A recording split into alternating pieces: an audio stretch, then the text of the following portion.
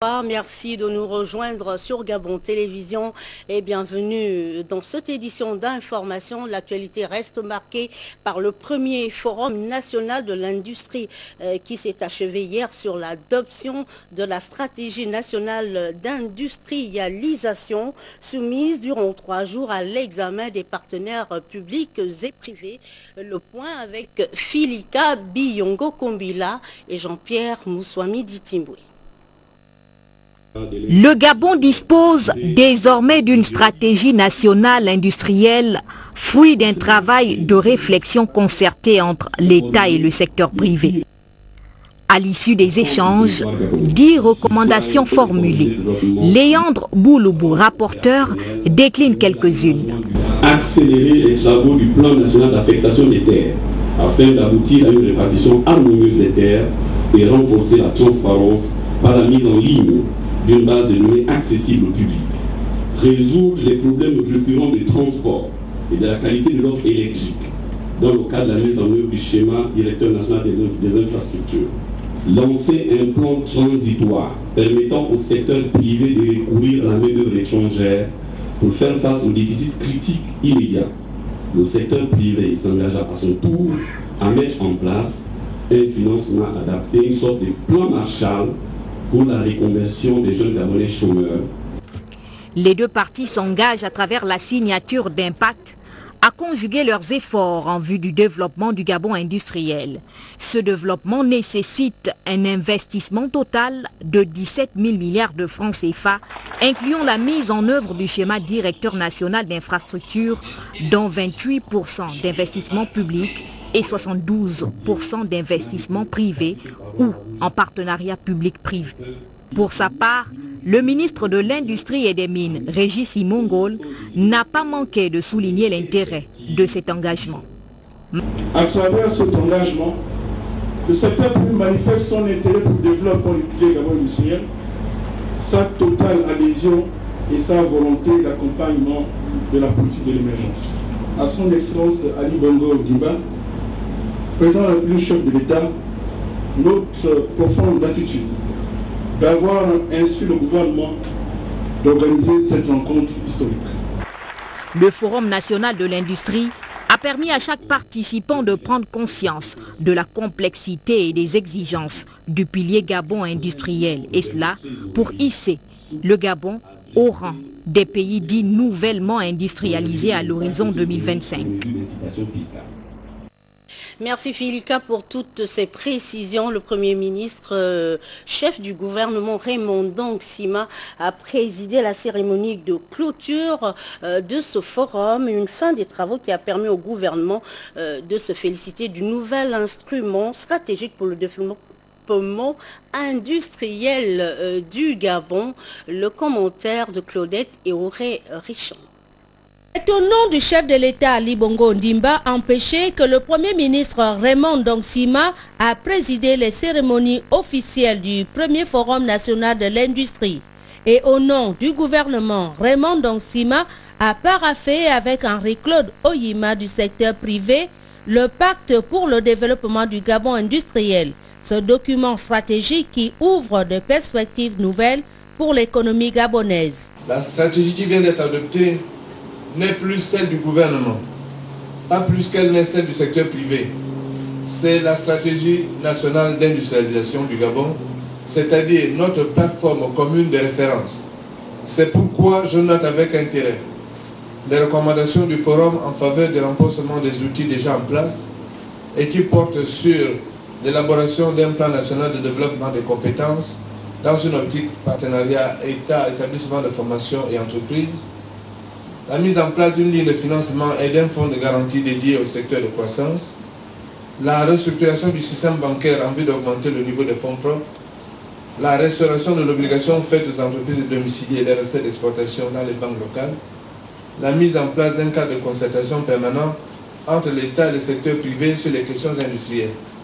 La qualité des contributions et la diversité des participants venus d'horizons différents ont constitué un motif de satisfaction et d'encouragement pour le chef du gouvernement dont l'équipe est chargée de traduire en actes le plan stratégique Gabon émergent. Cette forte mobilisation est la preuve que le sujet pour lequel nous sommes réunis est d'intérêt national et même au-delà.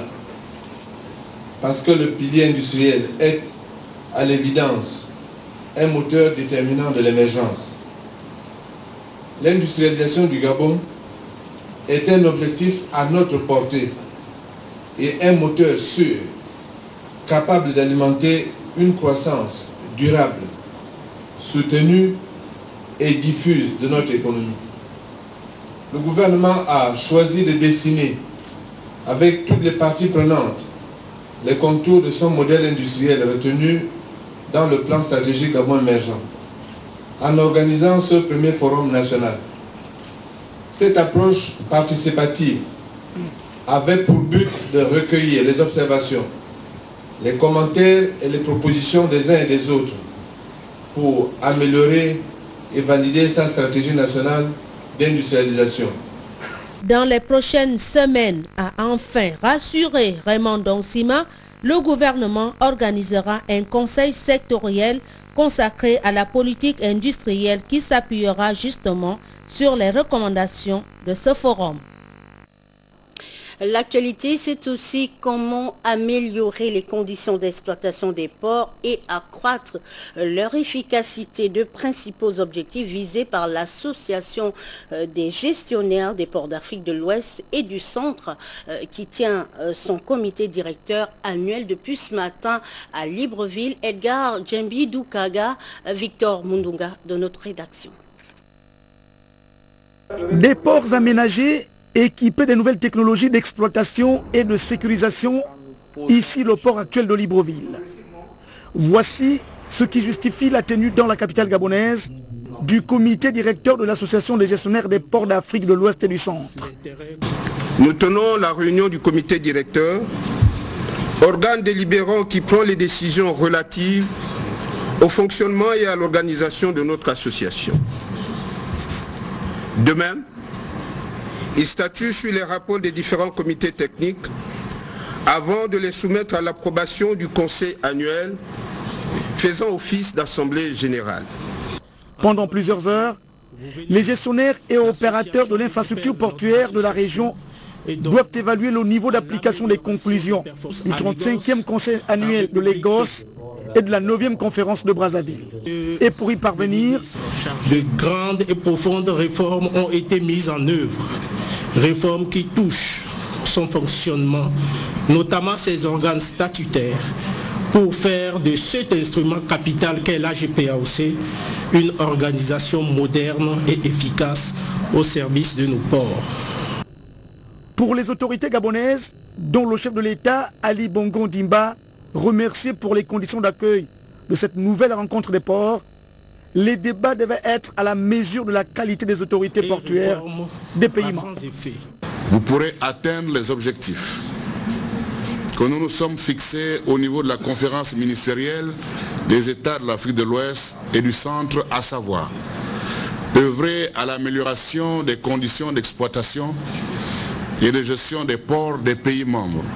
À l'ouverture de ces travaux, le ministre délégué gabonais au transport a dit toutes les attentes des gouvernements d'Afrique de l'Ouest et du Centre au terme de ces travaux qui visent la modernisation et l'émergence des ports d'Afrique confrontés à une implacable concurrence. Ici Victor Mundunga, Edgar Djembi Doukaga.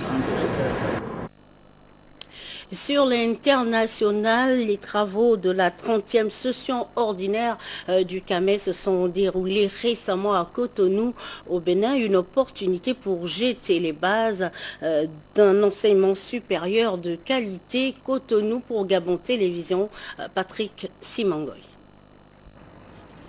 Voici Cotonou, la capitale politique et administrative du Bénin, la ville des émigrants, le transport rapide ici, où vivent plus d'un million d'habitants, sans compter les 600 Gabonais qui y étudient. C'est cette ville de Cotonou, en pleine mutation, qui vient d'abriter la 30e session ordinaire du Conseil des ministres, du Conseil africain et malgache pour l'enseignement supérieur, le CAMES. Les travaux des experts ont donné le temps de l'événement. Venus des 16 pays sur les 19 que compte le CAMES, les experts ont examiné 3 jours durant le rapport d'activité 2012 du secrétariat général présidé par le professeur Bertrand Mbati qui a réussi à faire exécuter les programmes statutaires du CAMES la reconnaissance, l'équivalence des diplômes, l'assurance qualité, les comités consultatifs interafricains, le concours d'agrégation et l'ordre international des palmes académiques du CAMES. Le vrai problème qui se pose à nous en tant qu'enseignants et chercheurs consiste à trouver la façon optimale dont nous et nos produits formés pouvons participer de manière significative au recul de la précarité, de la pauvreté, en défiant l'ignorance, source de sous-développement. La démarche des experts vise à sortir l'enseignement supérieur africain et malgache des sentiers battus dans ce monde où l'excellence et la qualité sont des valeurs de plus en plus exigées. La question du rôle pour l'enseignement supérieur et la recherche peuvent jouer, non pas de manière cosmétique, mais pleinement pour faire évoluer rapidement l'Afrique dans la maîtrise de ses autoroutes, de concert avec l'élite politique, devrait nous interpeller avec acuité en tant que professionnels et animateurs de ces secteurs. Pour le CAMES et les États membres, il faut aller vite et bien dans la réflexion. Mesdames et messieurs les experts, vous devrez explorer des pistes, des approches et des alternatives qui, tout en restant en phase avec la mission première de notre organisation, ne s'écartent pas des attentes des enseignants et surtout des attentes de nos populations. Pour un CAMES davantage compétitif, les experts ont également passé au crible les 7 axes du plan stratégique du CAMES et les projets innovants qui le structurent en matière de recherche. Le projet d'organisation d'une table ronde de partenaires techniques et financiers déjà soutenu par le président gabonais Ali Bongo Ondimba qui croit en ce plan refondateur pour le CAMES et par effet induit pour les universités et centres de recherche des pays membres. Nous rappelons que c'est le Premier ministre béninois qui a ouvert ses assises, les temps forts de cette activité du CAMES avec Patrick Simangoy de notre rédaction. L'éducation est l'outil le plus important pour doter les peuples africains des connaissances, aptitudes et attitudes nécessaires pour leur permettre de conduire cette vision. Il faut un enseignement supérieur de qualité si l'Afrique doit générer des solutions endogènes pour faire face à ces défis parmi lesquels la participation effective à l'économie mondiale du savoir. Cette 30e session ordinaire du Conseil des ministres du CAMES, vieux de 45 ans, a constitué à tout point de vue un moment capital dans le cycle annuel de son fonctionnement. J'ai la conviction que le tournant que célèbre cette 30e session sera une peine pour marquer un départ nouveau du CAMES par une prise de décision innovante, voire par une rupture dans la continuité. Ce départ nouveau se justifie par la croissance positive des pays africains depuis plus d'une décennie, que l'élite de nos pays doit savoir accompagner avec courage, planifier l'insertion socio-économique par une approche prospective pour en faire un nouveau pôle durable de développement. Pour y arriver, de nouvelles valeurs telles le partage, l'économie du savoir, l'excellence, l'éthique et la déontologie, la bonne gouvernance et les réseaux d'action pour éviter l'isolement doivent être pris en compte. La contribution de l'Afrique à l'économie du savoir n'est que de 2%. Dans ce schéma, l'Afrique du Sud représente à elle seule 0,5% de la production du continent. En termes d'innovation appréciable par le nombre de brevets, l'Afrique reste en queue de peloton avec 0,1% de demande de brevets au niveau mondial. Le classement mondial des universités positionne la meilleure université et donc la première à la 113e place. Il s'agit de Cap-Town. Le rôle de veille stratégique du CAMES mérite désormais d'être valorisé et accompagné par les États. Il nous revient d'apporter les réponses idoines pour que le CAMES joue pleinement son rôle en matière d'harmonisation des politiques d'enseignement supérieur, notamment avec le passage au système LMD, de promotion des enseignants et des chercheurs, d'implémentation de l'assurance qualité, d'accréditation des diplômes et des établissements. Le Bénin s'honore de nouveau d'abriter cette 30e session ordinaire du Conseil des ministres du CAMES, outil commun d'intégration régionale en matière